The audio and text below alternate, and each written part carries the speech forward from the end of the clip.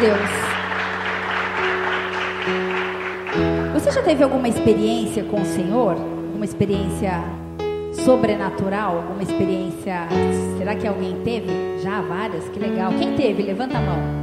Que legal, que bom. Como é bom quando a gente tem uma experiência e sabe que ela é de Deus, e sabe que Deus responde às nossas orações, que Ele nos exorta, que Ele nos abraça, que Ele nos conforta, que Ele nos consola, que Ele nos ama. Como é bom quando a gente... Eu tive uma experiência, para mim foi sobrenatural. Talvez para você ela possa parecer um pouco boba, mas a primeira vez que eu fui na igreja, a convite de uma pessoa, eu nem tinha Bíblia, né? E eu fui na igreja e eu achei aquilo tudo muito engraçado, porque para mim parecia uma sauna. Era uma garagem menor do que o salão ali em cima, e um reggae tocando no altar. E eu fiquei pensando, que horas que começa a balada, né? E eu olhando tudo aquilo, falando, meu Deus, que lugar é esse? E aí as pessoas todas chorando e gritando, Santo, Jesus. E eu confesso que eu nunca tinha visto isso na minha vida. E daí... acabou o louvor e aí foi os recados. Essa logística do nosso culto foi na Igreja Bola de Neve, lá em São Paulo, lá na rua Marco Aurélio. E daí, foi antes da gente ir para Turiaçu ainda. E daí, eu sentei, e aí eu nem tinha Bíblia, aí a pessoa levantou para ir no banheiro, eu olhei a Bíblia assim. Aí eu falei, posso dar uma folhadinha? Nem se fosse uma revista no consultório, que você dá uma folhada assim. Falei, posso dar uma folhada, né, nessa Bíblia? Ah, claro, pode pegar, irmã. Será? Tá bom. Aí peguei e abri a Bíblia, né? Abri-lhe um pedaço. Caiu em 1 Reis, uma passagem que falava que Salomão ele ia julgar uma causa. Eu estou te falando hoje porque agora eu sei o que eu li, né? Mas na época eu não sabia. E aí ia dividir o filho no meio, não sabia se a filha era de tal mãe. Eu li aquilo, aí eu fechei e falei, é muito difícil, eu não entendi nada. Mas eu não tinha entendido mesmo. Se fosse naquele momento eu não sabia explicar, né? E tá bom. Aí fechei a Bíblia. Ah, você leu? Eu falei, tá. Aí começou a pregar, era a pastora Priscila. Abra sua Bíblia em 1 Reis, tal. Aí eu abri, né? A pessoa me emprestou a Bíblia, né? Aí eu fui lá no índice, procurei, abri. Era a mesma parte que eu tinha lido. Eu falei, gente, que coincidência! Meu Deus, que coincidência! Já era Jesus, porque não tem coincidência, né, igreja? Tudo bem? Coincidência porque eu não tinha Jesus. Como que abriu e pregou a mesma coisa? E era Jesus se revelando a mim. Foi muito especial. Só que na hora eu não entendi. Eu entendi que foi muito especial essa situação depois de alguns anos. E na hora eu li ali aquele culto, foi o culto que eu aceitei Jesus. A primeira vez, fui lá na frente, chorei, não entendia nada. E depois dessa vez... nunca mais saí da igreja, nunca mais faltei em um culto, né? Ainda não estava 100% convertida, estava convencida, ainda fumava maconha escondido, né? Não sei de quem, porque não adianta esconder de ninguém, era de mim mesma, né? Mas tudo bem. E aí a gente vai amadurecendo e sendo curado, Jesus é bom. Mas eu quero falar nessa noite de uma pessoa que teve uma experiência sobrenatural. Olha para a pessoa que está do seu lado e fala, sobrenatural. Abra sua Bíblia em Apocalipse 4.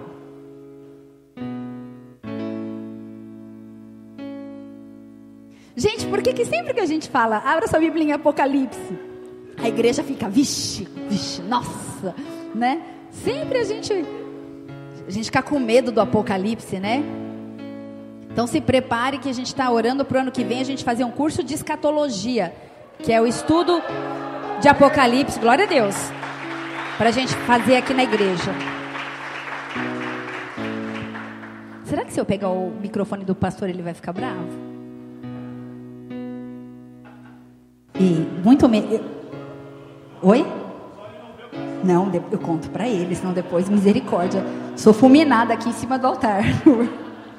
Rebeldia, não, tô fora. Depois eu aviso ele, porque tá ruim esse fiozinho. Boa desculpa, né? Nunca tá ruim, só hoje. Apocalipse 4, versículo 1. Eu vou ler com você aqui no telão. Vou usar você bastante hoje, viu, Dri? Apocalipse 4, versículo 1 diz assim. A gente vai até o 11, tá? Depois dessas coisas, olhei. Ah, tá ruim ali para eu ler. Vou ler na Bíblia mesmo. Peraí, que tá picotando um pedaço ali.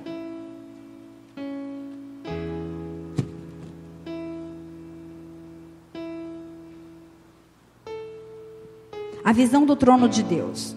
Depois dessas coisas, olhei, e eis, não somente uma porta aberta no céu, como também a primeira voz que ouvi, como de trombeta, ao falar comigo, dizendo: sobe para aqui e te mostrarei o que deve acontecer depois destas coisas.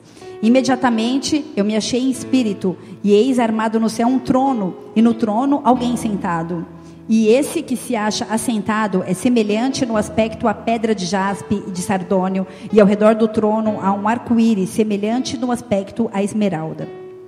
Ao redor do nosso trono há também 24 tronos, e assentado neles 24 anciãos, vestidos de branco, em cujas cabeças estão coroas de ouro. Do trono saem relâmpagos, vozes e trovões, e diante do trono ardem 7 tochas de fogo, que são os 7 Espíritos de Deus. Há diante do trono como que um mar de vidro semelhante ao cristal, e também no meio do trono e à volta do trono 4 seres viventes, cheios de olhos por diante e por trás. O primeiro ser vivente é semelhante a um leão, o segundo semelhante a novilho, o terceiro tem rosto como de homem, e o quarto ser vivente é semelhante à águia, quando está voando.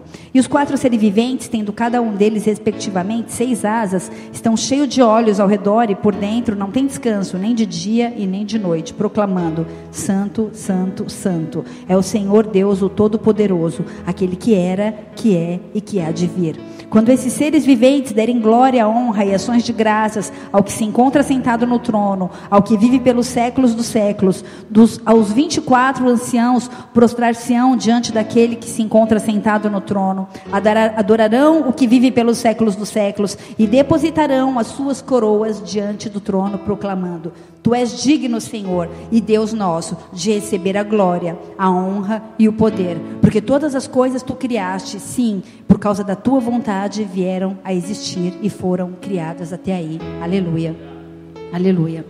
Uau, uma experiência sobrenatural. Estamos falando de apóstolo João. Estamos falando de um homem que foi escolhido para que hoje a gente possa ter uma pequena percepção do que vai ser no céu. A Sofia falou para mim: mãe, eu vou fazer um desenho para você ver como vai ser o céu. E aí ela desenhou um anjo cheio de olhos assim. Eu falei: que bom, ela está lendo a Bíblia, né? Vai ser assim mesmo. Mas por que João? Olha para a pessoa que está do seu lado e fala assim: por que não eu? João, apóstolo João, ele foi arrebatado. Eu não sei se no corpo ou fora do corpo, a Bíblia não fala, assim como foi com o apóstolo Paulo, mas ele foi posto diante do trono poderoso do Senhor, e ele teve uma experiência sobrenatural. João fazia parte de um grupo de 3 que Jesus chamava para acompanhá-lo: Pedro, Tiago e João. Não porque ele amava mais esses 3, dos 12 apóstolos, tudo bem, igreja? Tinham 3 que eram mais chegados: Pedro, Tiago e João. Mas porque João era aquele que tinha mais intimidade. João era aquele que deitava a cabeça no peito de Jesus. É um nível de intimidade, ninguém vem e encosta assim em você, só alguém que você tem intimidade. Pedro, Tiago e João. Alguns se referiam a ele, o apóstolo a quem Jesus amava. A gente via que tinha uns ciúmes ali entre os apóstolos. Mas João, ele estava sempre disponível. João, ele estava na transfiguração. Ele estava no Getsemane, quando Jesus foi preso. Na última ceia, João está ali do lado de Jesus. João foi um dos discípulos que foi chamado mais jovens e um dos que morreu mais velho, por cerca de 92, 94 anos, no final do 1º século. João exalava confiança, fala assim, confiança, disponível. Ele estava sempre disponível e era alguém que Jesus confiava. Tamanha era a confiança de Jesus em João, que quando ele precisou, ele deixou a sua própria mãe. João cuidou da mãe de Jesus, levou ela lá para Éfeso, ficou com ela lá, e ele só começou o chamado dele, eu falei isso há pouco tempo, ele só começou o chamado dele depois que ela morreu. João cumpria as missões. ele tinha responsabilidade, ele não era aquele que abandonava o barco. Ai, tá difícil, não. Pô, Jesus queria pregar o evangelho, ficar cuidando da mamãe aqui. É essa a missão, missão dada, missão cumprida. João cumpria tudo que era delegado a ele. Ele perseverava e o caráter dele era transformado, porque ele sabia que ele estava na batalha. Eu vou ser curado, eu vou batalhar, eu não vou desistir. A batalha que vai me curar, porque eu tenho uma causa, eu tenho um propósito, eu sei onde eu quero chegar. Depois da morte de Tiago, o irmão dele morreu, e aí João começou a cuidar da igreja de Éfeso. E devido à pregação de João, ele devia ser um homem muito intrépido, né? Porque ele pregava e as pessoas iam se convertendo, ele pregava e o sobrenatural ia acontecendo, havia cura através da vida desse homem. Mas ele foi preso mais de uma vez por causa da pregação do evangelho. Ele foi torturado, ele foi exilado, acabou lá na ilha de Patmos. E ilha de Patmos era um lugar onde os romanos colocavam as pessoas lá para morrer mesmo, né? Era para banir a pessoa. E segundo a tradição, segundo a história, o apóstolo João ficou nessa ilha por um período de 4 anos, sozinho, com Deus apenas. E lá ele recebeu essa revelação que a gente acabou de ler. Ele viu uma porta aberta, ele viu os céus. Eu não sei se vocês têm Netflix em casa? Hoje está muito comum isso, né? Assiste lá, gente. Tem The Bible. E o último capítulo, se eu pudesse, eu passava hoje.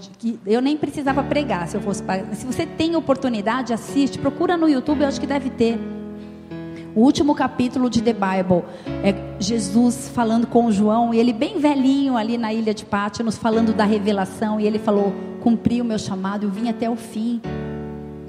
E tudo que acontece na terra é projetado e estabelecido no céu. Em Apocalipse 4, versículo 1, diz que João viu uma porta que trazia esperança. Ele podia estar velho, talvez cansado, talvez doente, eu não sei, um homem de 94 anos que em condições devia se encontrar. Mas ele teve essa visão de uma porta. E uma porta pode levar a gente para muitos lugares, amém? Quando a gente abre uma porta, a gente não sabe o que vai ter depois da porta. É um segredo, né? Se você nunca entrou lá, você vai ter que abrir a porta para descobrir. Mas existem coisas para serem reveladas, algumas coisas estão dentro de um véu, até que a porta seja aberta. E Deus quis falar acerca do futuro comigo, com você, usando a vida do apóstolo João. Profecia, fala, profecia. João, ele foi possuído pelo espírito de profecia, porque é isso que ele está falando aqui. Quase todo o livro de Apocalipse é um livro todo profético, é um livro chamado de revelação. Futuro. Pensa no seu futuro. Quando você pensa em profecia, não sei você, coisa de neófito, né? Quando eu me converti, eu não tinha muito entendimento. Eu queria ainda resquício, né, da cartomante que lia a mão. Sempre queria saber. Aí, quem que faz profecia aqui? E atrás das tia do coque, atrás dos profetas. O que Deus estava falando aí da minha vida? Vai orar, irmã. Só queria saber o que Deus ia revelar. Vai orar, vai vivendo sua vida, vai ler Bíblia que Ele revela, né? Mas pensa no seu futuro. Todo mundo tem uma curiosidade acerca do seu futuro. Se vai casar, se vai ficar solteiro, se vai ter filho, se vai passar fome. Muitas pessoas têm medo de passar fome. Por isso que Mateus 6,33 fala para a gente nos preocupar com o que comer, o que beber, o que vestir. Porque a maioria do nosso medo acerca do futuro ele está voltado a algo que remete financeiramente, a um apoio, a um suporte financeiro. Por isso que a gente tem medo. Eu vou ter filho, mas será que ele vai vestir o quê? Será que vai estudar onde? Será que vai comer o quê? Pensa no seu futuro. Todo mundo acho que gostaria de saber um pouquinho como que vai ser o seu futuro. Mas pensa, quais são os seus planos? Você tem planos? Eu espero que você tenha. Seus sonhos, seus objetivos, as metas da sua vida. Agora você já parou para pensar nos projetos, nos sonhos e nas metas de Deus para você? Porque às vezes pode ser que não seja a mesma coisa. E às vezes pode ser que a gente fique muito tempo da nossa vida, perca tempo correndo atrás do vento. Quais têm sido as suas atitudes para um futuro de acordo com o propósito do Pai? Responde aí para você mesmo.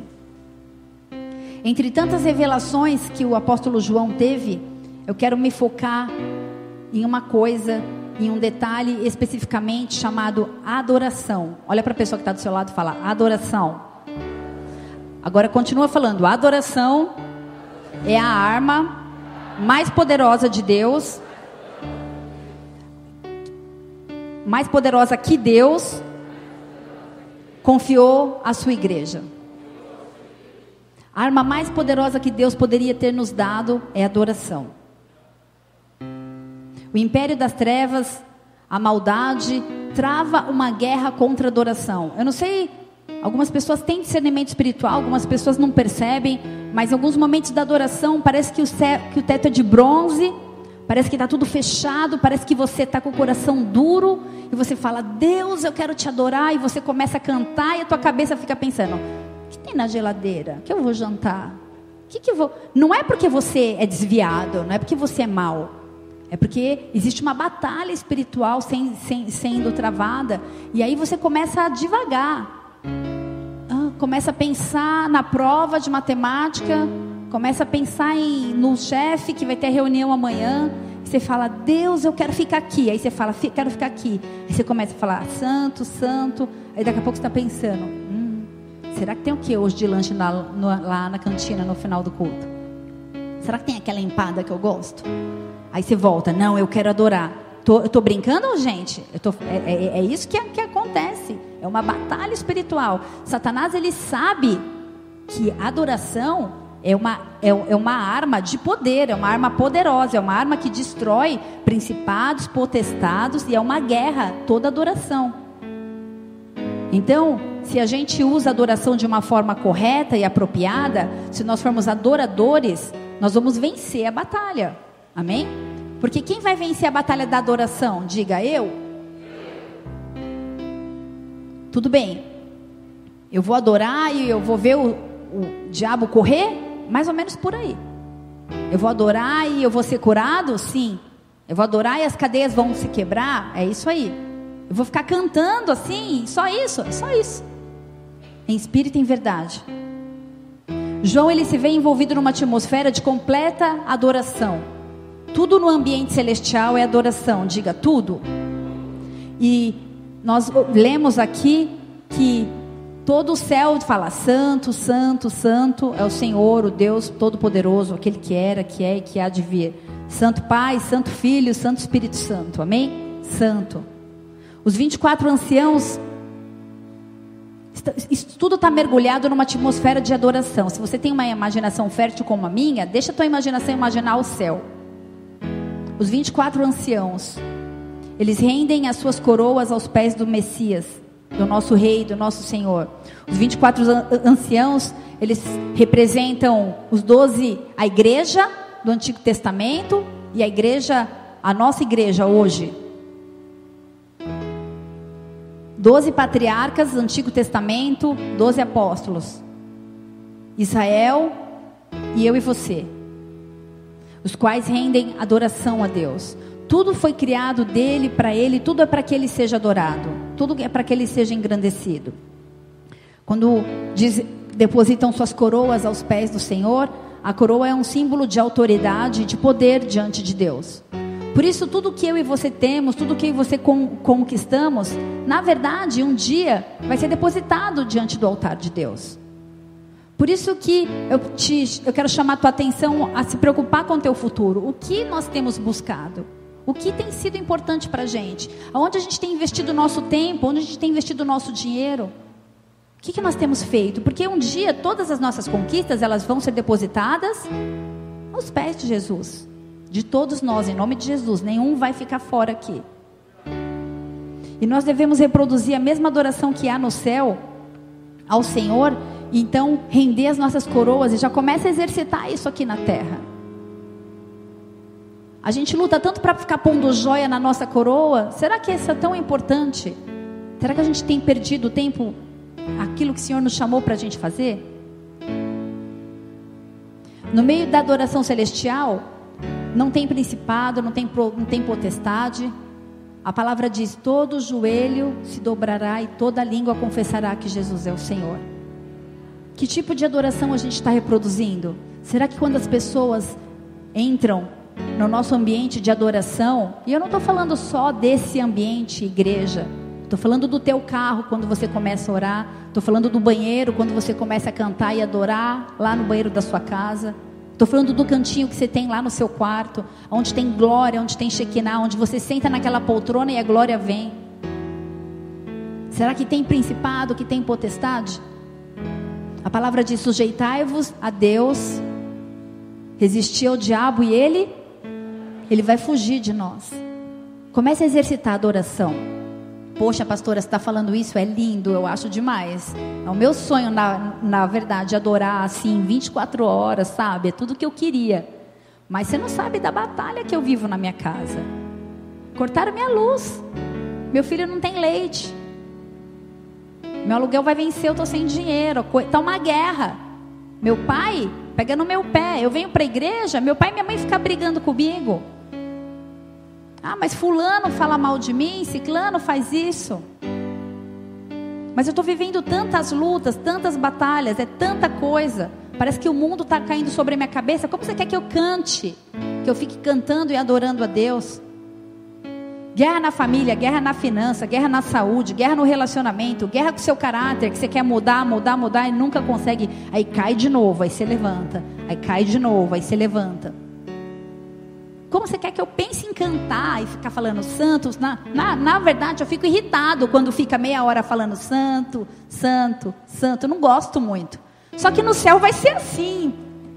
No céu vai ser assim. Se você gosta ou não gosta.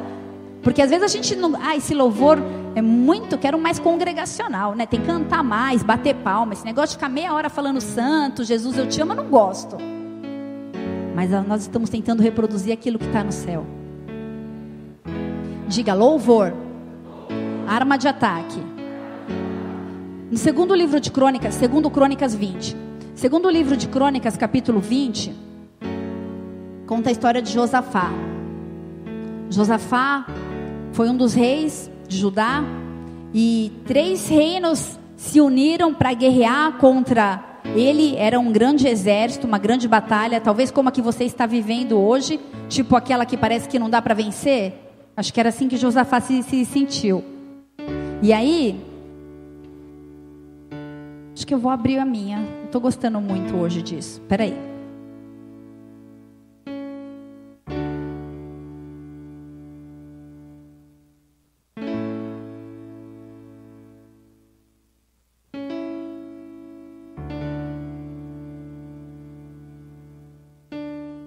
Vai dar tempo de todo mundo achar, que eu demorei. Segundo Crônicas, capítulo 20.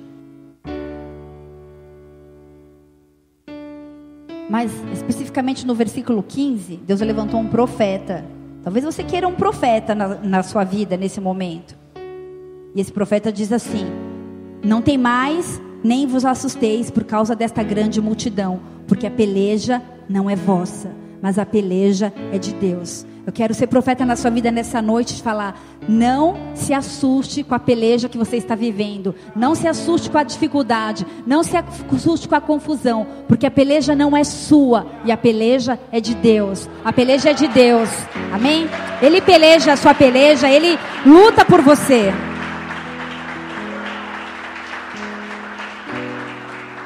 Glória a Deus. Vai lá para o versículo 18.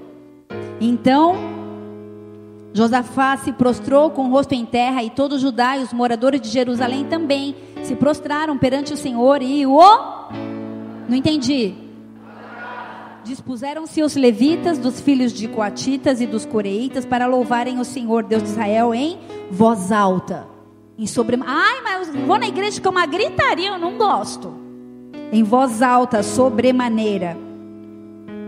Pela manhã cedo se levantaram e saíram ao deserto de Tecoa. Ao saírem eles, pôs-se Josafá em pé e disse: ouve-me, ó Judá, e vós, moradores de Jerusalém, crede no Senhor, vosso Deus, estareis seguros. Crede nos seus profetas e prosperarei. Amados, está procurando profeta para ficar falando do seu futuro? Vem para a igreja, vai na célula, Deus tem profetas sobre a tua vida, amém? A gente não precisa ficar indo atrás de outros profetas. Versículo 21 diz assim: aconselhou-se com o povo e ordenou cantores para o Senhor, que vestidos de ornamentos sagrados e marchando à frente do exército, eram os atiradores de elite que estavam na linha de frente.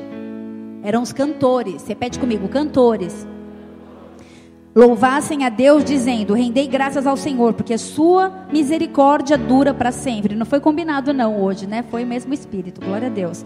Tendo eles começado a cantar e dar louvores, pôs o Senhor emboscadas contra os filhos de Amon e de Moabe, dos montes e do monte Seir, que viraram contra Judá, e foram todos desbaratados. Começa a cantar, começa a adorar, começa a declarar em voz alta que você tem um Deus poderoso, que Ele peleja por você. Você não vai entender o que aconteceu. No versículo 22 diz que eles começaram a jubilar, a regozijar, e as trevas vão cair, a peleja vai cair, a guerra vai ser vencida, amém? Eu não sei o que você está vivendo, o momento que você está vivendo, mas o Senhor sabe. Ele conhece a tua história, Ele é o mais interessado em mudar a tua história, amém? Começa a falar: Senhor, eu quero arma de adoração, eu quero adorar em espírito e em verdade, eu não quero cantarolar uma música, uma letra que eu nem sei o que significa. Eu quero te adorar, eu quero entrar no santíssimo lugar.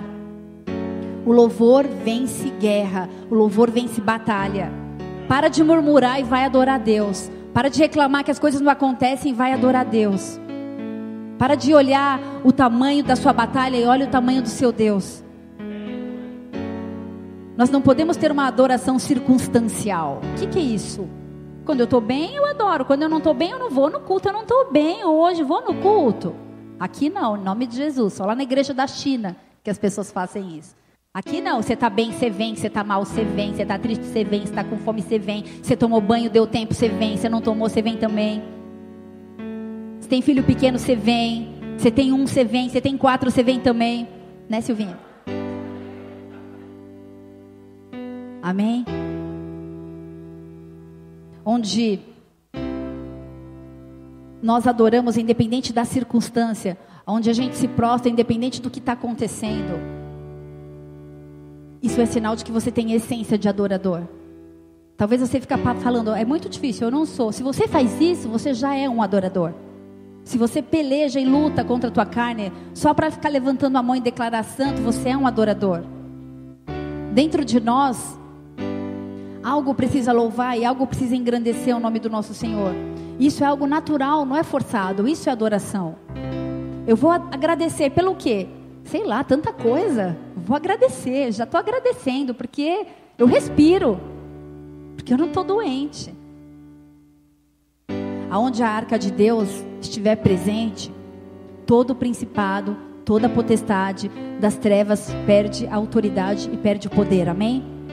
E em 1 Samuel 5, conta, não precisa abrir não, se quiser também pode. Em 1 Samuel 5 conta a história que a arca de Deus, ela precisava estar em Ebenezer, mas ela foi levada para Asdod, lá no templo de Dagon.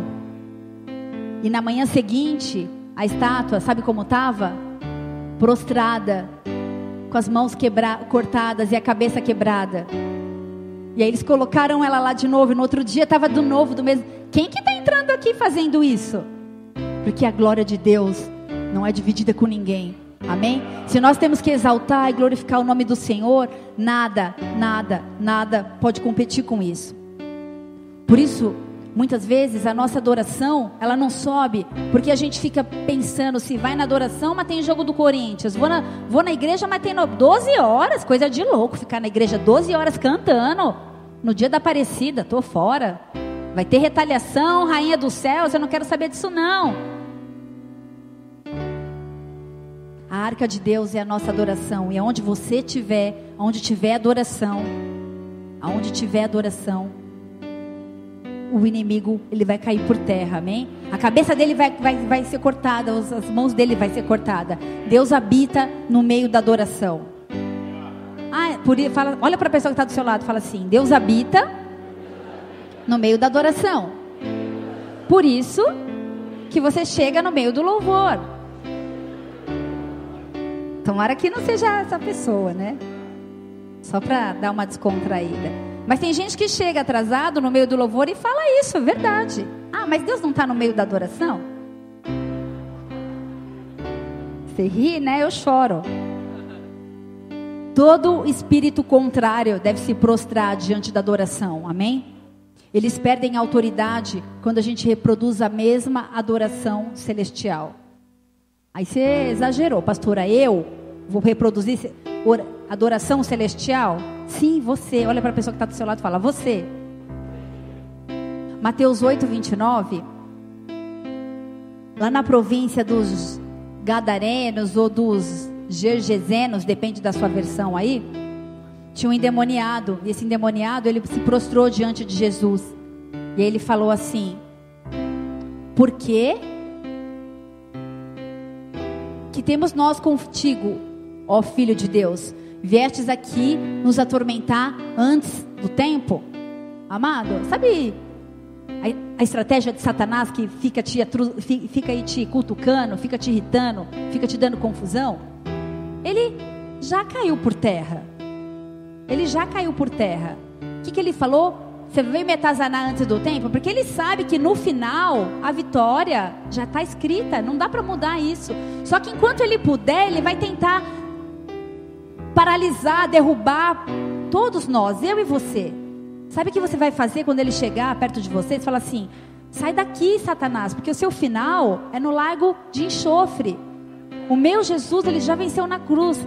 Não é tempo de você chegar perto de mim, de lançar seta na minha vida. Satanás, ele sabe que ele vai voltar para o império das trevas. E Jesus, ele está esperando a sua adoração, o seu louvor. Cada vez que Jesus se manifesta, Satanás, ele tem que bater em retirada. Quando ele chegou ali em Gadareno, ele teve que vazar. O diabo estava lá reinando, o endemoniado. Um pouquinho antes, depois você lê na sua casa, diz que tinham muitos. Mas por que então que o meu louvor não tem poder? Eu canto tanto, eu treino tanto no chuveiro. Devemos louvar, repete comigo, com santidade, com temor e com paixão. Porque senão é música. E música não tem poder, o que tem poder é adoração. Amém? Música só mexe na alma, mas adoração ela mexe no espírito. Por que você acha que o Lucas está ali tocando? Porque algo vai penetrando dentro de você, adoração. Porque todo culto a gente pede, fica aqui ministrando. Porque a ministração é a palavra e louvor. É uma arma, não está enfeitando o culto. É uma arma, ele está guerreando ali. Apocalipse 4, João era um adorador. João recebeu revelação. Você quer receber revelação? Você tem sonho, não entende o que você sonhou? Quer receber revelação? Você tem visão, não está entendendo o que você está vendo? Você quer revelação? Seja um adorador. Comece a clamar: Deus, eu quero ter discernimento espiritual. Santidade, temor e paixão. Paixão pelo Senhor, paixão pelas almas, paixão pelo reino. Deus, aqui no versículo, lá em Apocalipse 3, Apocalipse 4, versículo 3. Agora a gente vai discorrer Apocalipse 4. João, ele viu a revelação do próprio Deus. Deus não é representado por uma característica humana, por algum tipo de imagem. Ele viu um jaspe. Jaspe é uma pedra transparente que oferece ao olho humano uma variedade de cores, significando uma gloriosa perfeição. Diga: Deus é perfeito. Aí ele viu a sardônica, que é vermelha, significando a justiça de Deus. Esse tributo mostra perdão e mostra castigo, mostra salvação e mostra destruição. Tudo bem, pastor, o que eu devo fazer diante dessas revelações? Tomar decisões, fazer escolhas. Ou eu vou ser destruído ou vou ser salvo. Ou eu perdoo, ou eu fico com raiva e não perdoo e castigo a pessoa. De quem é a opção? Fala: minha. O que você deve fazer? Tomar decisão. O arco-íris, continuando aí, o arco celeste, o arco-íris é o selo é o selo da aliança da promessa, lá em Gênesis 9:12. Deus fez uma aliança com Noé e com a sua posteridade, comigo e com você. Sabe o que significa esse arco-íris aí no céu? Ainda que eu e você tenha pensado em desistir, ainda que eu e você temos rompido a nossa aliança, ainda que eu e você queremos nos desgarrar, Ele tem uma aliança e Ele não desiste de nós. Amém? Ele não desiste, ainda que pessoas desistam de você, o Senhor nunca vai desistir. Existe uma aliança, um símbolo dessa fidelidade no céu. Quando a gente adora o Deus, o mundo espiritual ele se move. E o Senhor recebe a nossa adoração no seu trono. É a representação da igreja remida aqui na terra. Como assim igreja remida? Os 24 anciões lá no céu é a representação da igreja remida, da minha e da sua vida. Mas o que é remissão, pastora? Como assim? Remidos pelo sangue de Jesus, lavados no sangue de Jesus. Nessa noite você vai ter oportunidade de clamar por remissão, de receber essa remissão. Como assim, pastora? Vai ser igual no Antigo Testamento? O Fernandão ele vai trazer um novilho, aí a gente vai passar na garganta e vai aspergir sangue em todo mundo e vai ter remissão? Não. Fé no sangue de Jesus. Só isso. Fé. E aí eu sou remido e eu já estou no trono com o Senhor. Eu já faço parte dessa revelação. Remissão de pecado significa que o perdão que nós temos da nossa dívida, quando nós somos remidos, nós somos perdoados. Deus providenciou que essa dívida, que são os nossos pecados, pudessem ser pagos, pudessem ser perdoados através do sangue dele, porque o salário do pecado é a morte. Se a gente pecar e não houver remissão, qual que é o pagamento? É a morte. Mas quando nós somos salvos, quando nós somos remidos, nós fazemos parte desse campo espiritual e celestial em João 4. João 4:24 diz assim: precisamos ser aqueles que adoram em espírito, em verdade. É super conhecido esse versículo. Eu quero ser esse adorador. Eu não quero apenas cantar como eu estou dizendo, como a pastora tá falando. Eu não quero ter minha mente viajando. Eu não quero apenas adorar dentro da igreja, lá fora, e envergonhar o nome dele. Não apenas ter vestes santas, mas não ter santidade na minha essência. Santidade na essência? O que você faz na hora que você está zapeando e passa em um canal que você sabe que não é para você assistir? É santidade na essência, é isso. Opa, tô fora. Isso aqui tô fora. O que você faz quando você passa no supermercado e tem revistas lá? Eu vou virando as capas. Eu não preciso ver isso, eu não quero que ninguém veja. E você? Ah, mas tá aqui, eu não sou cego, eu vou olhar. Não sou cego, eu tenho olho. O passarinho, ele pode pousar na nossa cabeça, mas ele não pode fazer ninho. Será que tem ninho aí na sua cabeça?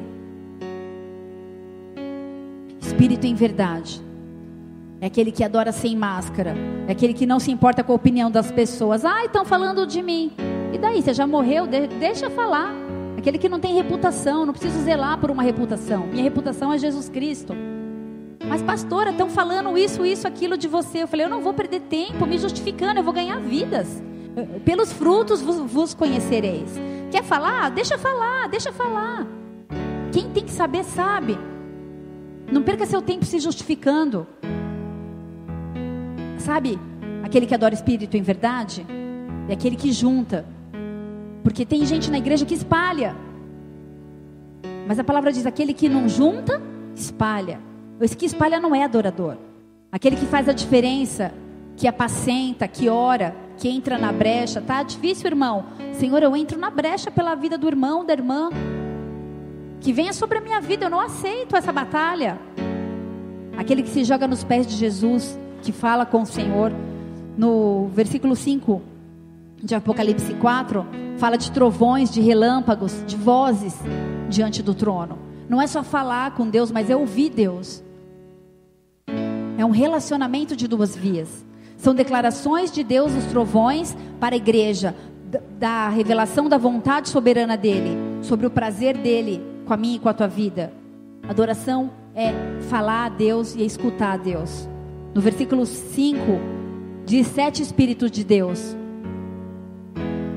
Eu quero profetizar sobre a sua vida. Isaías 11, versículo 2.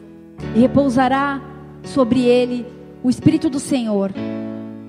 O Espírito de sabedoria, o Espírito de entendimento, o Espírito do conselho, o Espírito de fortaleza, o Espírito de conhecimento, o Espírito de temor do Senhor. Recebe sua mão, levante sua mão, receba isso. Isso é para você. Sete Espírito de Deus, em nome de Jesus. Eu quero conhecimento, eu quero discernimento, eu quero revelação. Seja um adorador de verdade. Amém. Aleluia.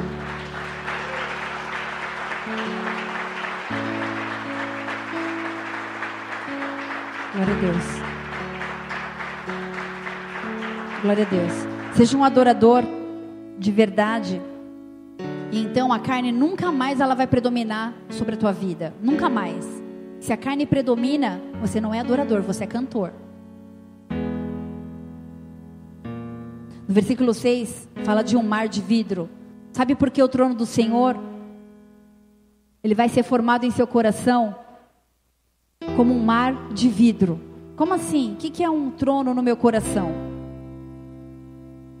Assim como no templo havia uma grande vasilha de cobre cheia de água, no qual os sacerdotes eles deveriam se lavar antes de ministrar diante do Senhor, essa vasilha era chamada de mar. E no seu coração vai haver essa pia de purificação. Porque quando você tiver entendimento que o sangue já está sobre a sua vida, toda vez que você pecar, que você falhar, você vai se lavar na hora. Senhor, eu tenho entendimento, me perdoa, eu falhei sim. Porque eu não tenho a pretensão aqui de dizer que eu sou pecador e falha. Todos os dias eu preciso me prostrar diante do altar. Todos os dias eu tenho uma batalha na minha casa. Senhor, tem misericórdia de mim. São tantas setas, são tantas... E não apenas porque eu sou a pastora, ou porque nós somos pastores, mas são tantas setas. E você deve viver isso também. Que tem horas que você fala, Deus, eu não vou dar conta. Às vezes eu tenho raiva. Eu falo, Senhor, tem misericórdia de mim. Me dá um coração igual ao teu. Me conduz para as tuas veredas, não deixa eu me perder, Senhor, não deixa a velha Juliana começar a aparecer aqui, tem misericórdia de mim. Você pode fazer isso todos os dias. Olha para o espelho e fala, Deus, eu quero morrer, que eu quero me olhar e ver o Senhor, porque a peleja é dele, amém? Entrega tudo para ele. Deus, eu não vou me justificar, eu não vou ficar falando, o Senhor me conhece. No seu coração vai haver sangue, uma pia com sangue, que vai te limpar, que vai te purificar, que vai te lavar, e você vai jubilar, e você vai cantar, e você vai adorar, e você vai louvar, e você vai guerrear, e Satanás ele vai cair por terra na sua vida, na sua família, em nome de Jesus, amém? Glória a Deus.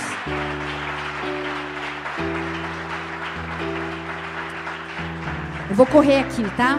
Porque o louvor na igreja, guarda isso no seu coração. O louvor na igreja é o eco da liturgia no céu. Leve essa liturgia do céu para a tua casa, para o seu carro, para todos os lugares. Ah, pastora, mas para adorar tem que só ouvir música gospel? Ah, eu não gosto. Eu gosto de ouvir outras músicas também, né? O que tem, né? Não vamos ser tão bitolado assim, né? Freud disse assim: permita-me escrever as músicas de uma nação, e eu não me preocuparei com quem escreve as suas leis. Sério isso, né? Porque a música, ela nos envolve. A música, ela tem poder espiritualmente, emocionalmente. Ela leva a gente. Ouve uma música que você dançava segurando a vassoura com seu ex-namorado. Você é projetado para aquele lugar. Você sente até o cheiro do lugar. Tô exagerando? Quando começa no centro de Umbanda a chamar o santo, o que faz? Começa a música. Todo lugar tem música. A música é um ritual, tem algo poderoso na música. Ai, que saudade de ouvir Bob Marley. O que você fazia quando você ouvia Bob Marley? Que saudade do que você tá? Ai, mas Renato Russo. Gente, eu amava Renato Russo. Por isso que eu era tão depressiva. É verdade. Ele fazia músicas inspiradas para o namorado, declaração de amor, cheia de depressão, de morte, de tristeza. Ah, pastora, mas Renato Russo era deprê, mas e a Ivete? Vou ler um pedacinho para você. A minha sorte grande foi você cair do céu. Quem caiu do céu?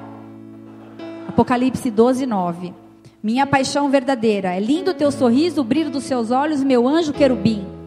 Ezequiel 28 diz que Satanás era um anjo formoso, querubim. Chegou no meu pedaço, mandando no espaço um amor que não é brincadeira. Pegou, me deu um laço. Ninguém está enlaçado, né? Dançou no meu compasso. De prazer levantou poeira. Quem foi criado? A gente foi criado do que mesmo? Do pó? Nada a ver, pastora. É legal. Você já ouviu Titãs? Eu não gosto de padre, eu não gosto de madre, eu não gosto de freia, eu não gosto de Cristo, eu não gosto de bispo, eu não digo amém. Eu não monto presépio, eu não gosto de vigário, eu não vou na missa. Eu não gosto de terço, eu não gosto do berço de Jesus de Belém. Eu não creio na graça do milagre de Deus. Eu não gosto da igreja, eu não tenho religião. Aí fica todo mundo, eu não gosto. Meu, tudo endemoniado, não sabe nem o que está cantando.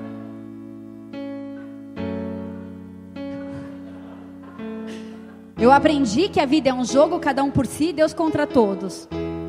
Você vai morrer e não vai para o céu. Você vai aprender que a vida é cruel. Homem primata, nem do primata eu vim de Adão e Eva.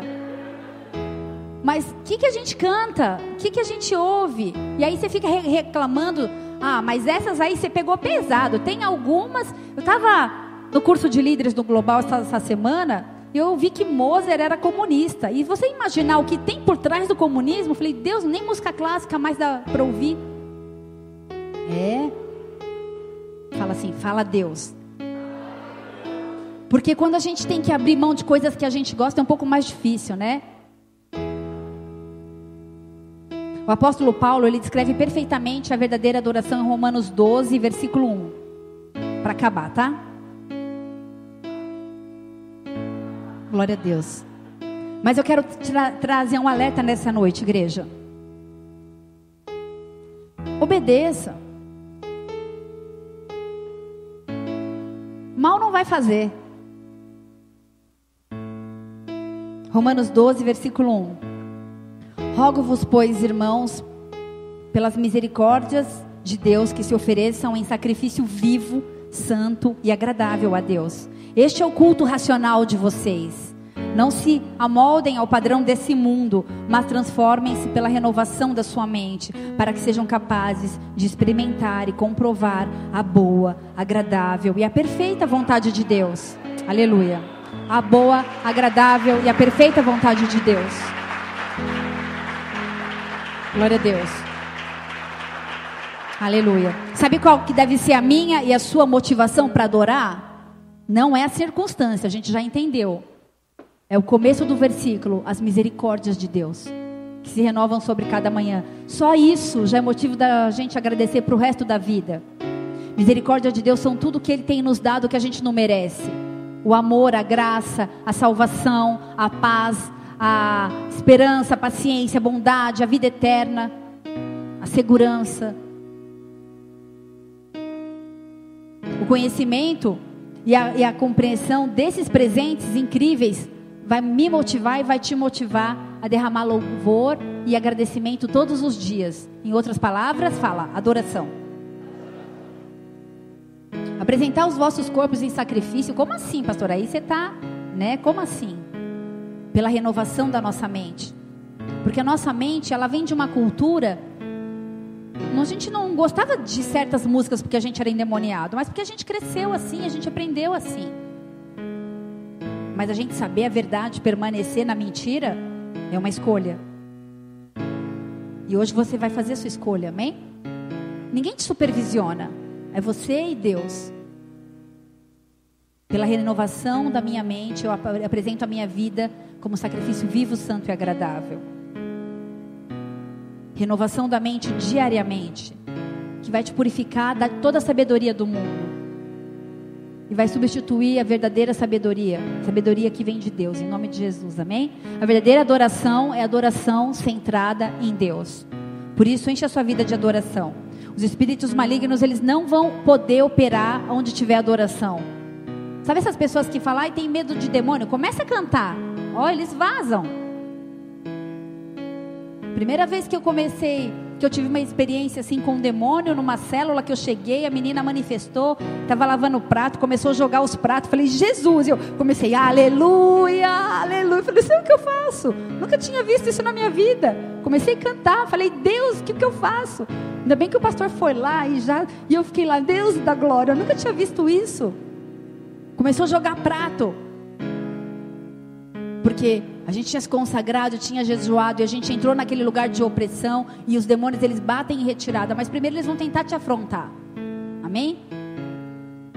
Onde há adoração, todo o joelho se dobra. Por isso, se tiver estratégia de Satanás para trazer morte nas suas finanças, no seu trabalho, no seu casamento, comece a adorar, comece a cantar no seu ministério, no seu chamado. Deus estabelece o seu trono, Deus estabelece o governo dele e manifesta a glória onde há adoração celestial, produzida por mim e por você. Apocalipse 4, versículo 8. 4 seres viventes, repletos de olhos. Todo adorador tem discernimento aguçado. Quando você adora a Deus, Ele te dá olhos. Todo adorador, ele tem discernimento espiritual. Quando você é um verdadeiro adorador, você possui discernimento espiritual. Porque você possui discernimento espiritual, você vai vir segunda-feira adorar aqui com a gente. Porque a Rainha dos Céus, ela vai cair nessa cidade, ela vai cair nessa igreja, em nome de Jesus, amém? Amém.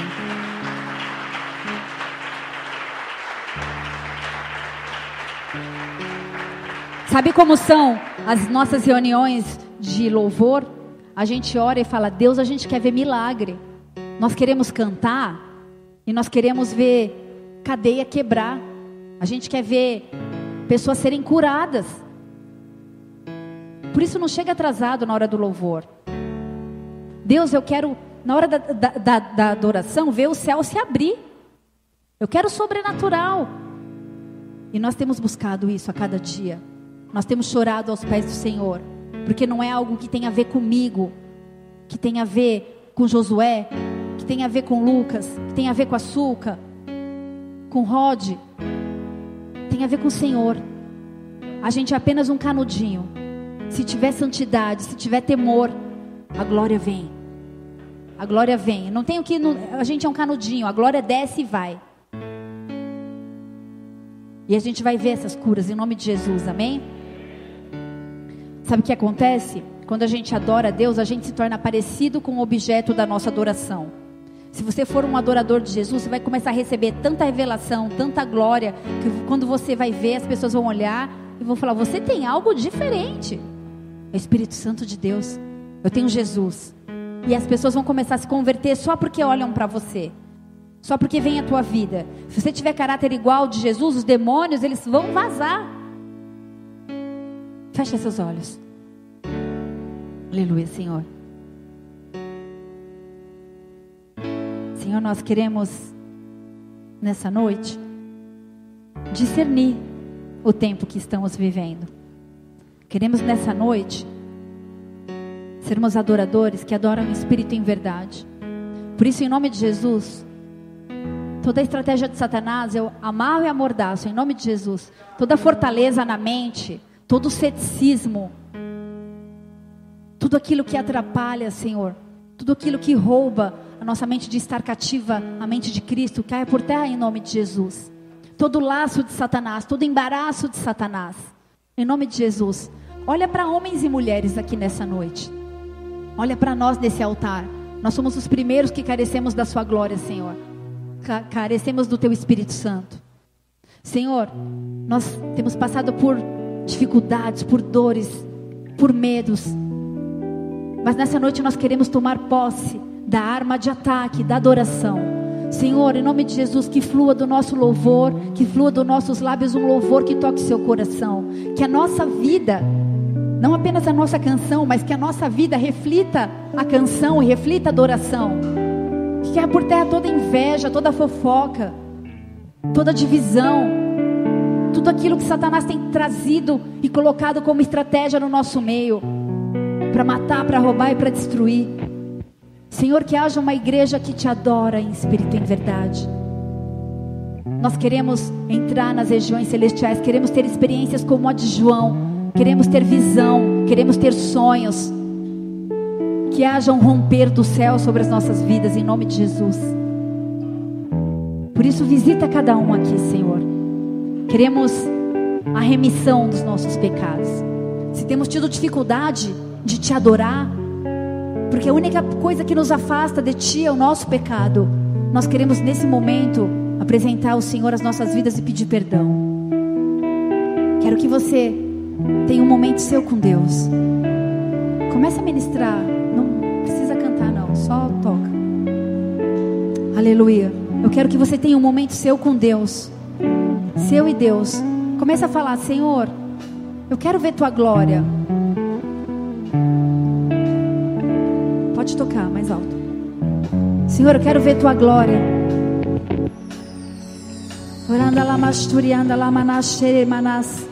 Queremos ver Tua glória. Por isso, todo impedimento, todo pecado que tem nos impedido de chegar no Santo dos Santos e no Santíssimo Lugar, nós queremos apresentar diante do Teu altar nesse momento. Pode tocar. É um novo tempo na sua vida. Em nome de Jesus, toda a estratégia de Satanás para matar, para roubar, para destruir, para trazer apostasia, desânimo, frieza espiritual, tristeza, depressão, espírito de morte, vai cair por terra na sua vida em nome de Jesus. Você vai entrar num novo nível de intimidade, você vai entrar num novo nível de relacionamento com o Pai. Seja curado, seja restaurado nessa noite. É você que precisa fazer a escolha.